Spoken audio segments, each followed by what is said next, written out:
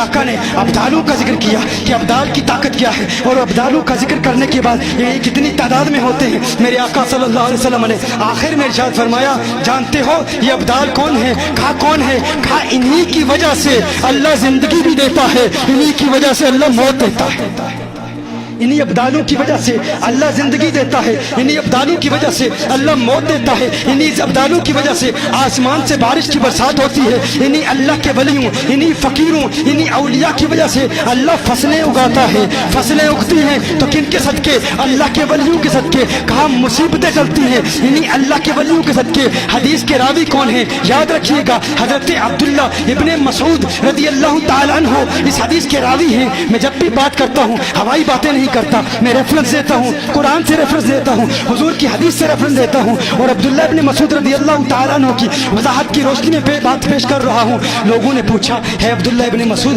آپ بتائیں کہ حضور اکرم صلی اللہ علیہ وسلم نے ارشاد فرمایا کہ یہ جو اللہ کے ولی ہیں، یہ جو اللہ کے پیارے ہیں، ان کی وجہ سے اللہ زندگی دیتا ہے، ان کی وجہ سے اللہ موت دیتا ہے، یہ اللہ زندگی ان کی وجہ سے کیسے دیتا ہے؟ کہا کیا تم نہیں جانتے کہ اللہ کے یہ ولی دعائیں کرتے ہیں، ان کی دعاؤں کی برکت سے امتوں میں کثرت ہوتی ہے، لوگوں کے گھروں میں بیٹے پیدا ہوتے ہیں، تو کس کے صدقے؟ انہی ولیوں کے صدقے۔ ہم کہتے ہیں شاہ ہمدان کی دعاؤں کی برکت سے، امیر کبیر کی التجاؤں کی برکت سے، غوث اعظم کی تمناؤں کی برکت سے، غریب نواز کی درگاہ میں حاضری کی برکت سے اللہ نے مجھے بیٹا دیا۔ کہا نہیں یہ شرک ہے، یہ بدعت ہے، یہ خرافات ہیں، ان کا دین سے تعلق نہیں، میں حضور کی حدیث پیش کر رہا ہوں۔ میرے آقا نے ارشاد فرمایا اللہ زندگی بھی دیتا ہے، اللہ موت بھی دیتا ہے۔ پوچھنے والوں نے پوچھا ہے عبداللہ ابن مسعود آپ تو صحابی رسول ہیں، آقا کی صحبت میں رہے، آپ وضاحت کریں، آپ بتائیں اللہ زندگی کیسے دیتا ہے، اللہ موت کیسے دیتا ہے؟ کہا تمہارے گھر میں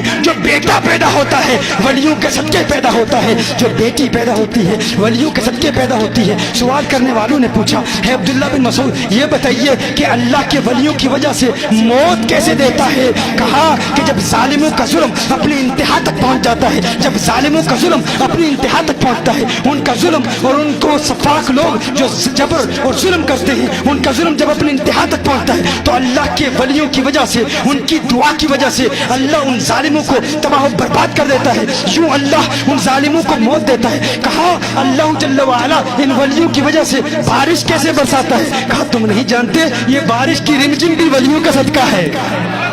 یہ بتا رہے تھے نا کہ بارش آ رہی ہے، خود اے سی کا انتظام قدرتی طور پر ہو رہا ہے، قدرتی طور پر اللہ جل وعلا بارش برسا رہا ہے۔ تو میرے آقا کی حدیث سے یہ نقطہ ملا، میرے آقا نے ارشاد فرمایا بارش کی برسات انہی ولیوں کا صدقہ ہے۔ کہا فصلیں کیسے اگاتا ہے؟ کہا یہ جو فصلیں اگتی ہیں یہ بھی انہی ولیوں کا صدقہ ہے۔ کہا مصیبتیں کیسے ڈالتا ہے؟ کہا ولی دعا کرتے ہیں، بڑی بڑی مصیبتیں ٹل جاتی ہیں۔ تو میں یہ کہنے میں حق بجانب ہوں، اگر کوئی شخص اللہ کے ولیوں کی گستاخی کرے تو وہ یاد رکھے یہ بارش کی برسات بھی اللہ کے ولیوں کا صدقہ ہے، یہ فصلوں کا اگنا بھی اللہ کے ولیوں کا صدقہ ہے، تیرے گھر میں بیٹوں کا پیدا ہونا اللہ کے ولیوں کا صدقہ ہے، تیرے گھر میں بیٹیوں کا پیدا ہونا اللہ کے ولیوں کا صدقہ ہے، تیرے ظالم اور جابر لوگ جو تجھ پر ظلم کرتے ہیں ان کی ہلاکت بھی اللہ کے ولیوں کا صدقہ ہے، ان مصیبتوں کا ٹلنا بھی اللہ کے ولیوں کا صدقہ ہے، پریشانیوں کا ٹلنا بھی اللہ کے ولیوں کا صدقہ ہے۔ دیکھ اگر یہ بارش کی برسات نہ ہوتی، اگر یہ ہوائیں نہ ہوتی، اگر یہ فصلیں نہ ہوتی تو تو سانس بھی نہ لے سکتا۔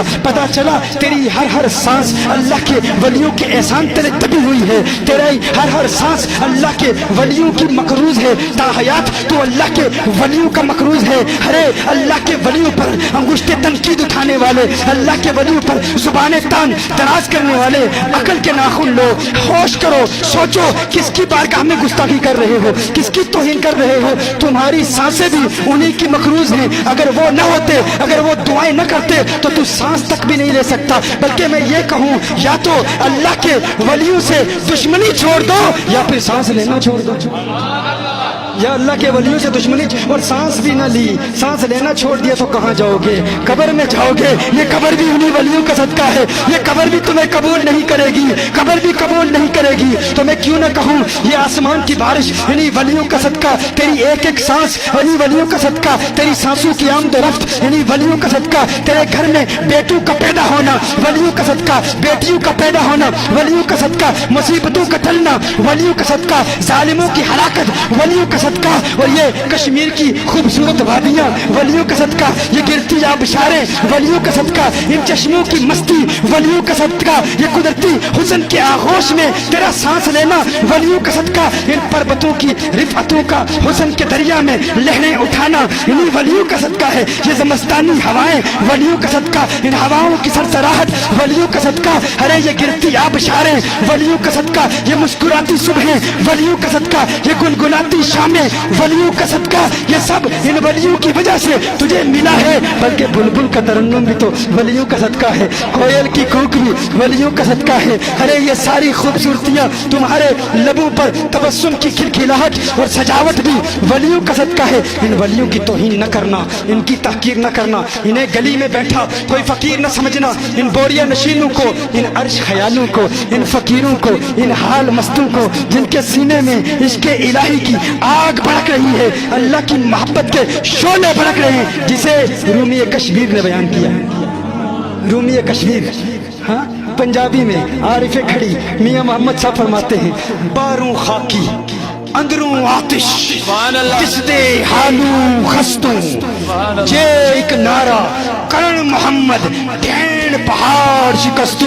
कहा बारों खाकी, बज़ाहिर तुम्हें खाकी नजर आते हैं, अपने जैसे नजर आते हैं, इनकी तवाज़ो है, इनकी फरोतनी है, मुनकसिरुल मिजाज है, आम लोगों में भी बैठ जाते हैं, आम लोगों के साथ कलाम भी करते हैं, लेकिन इनको खाकी समझना नहीं। बारू खाकी अंदरों आतिश किसदे हालू खस्तू, पर जे एक नारा करण मोहम्मद ढेर पहाड़ शिकस्तू, इनके नारे में इतनी ताकत है, इनकी तौहीन न करना, इनके खिलाफ जुबाने तान दराज न करना। अगर ये जलाल में आ गए, अगर ये गुस्से में आ गए तो इनके नारे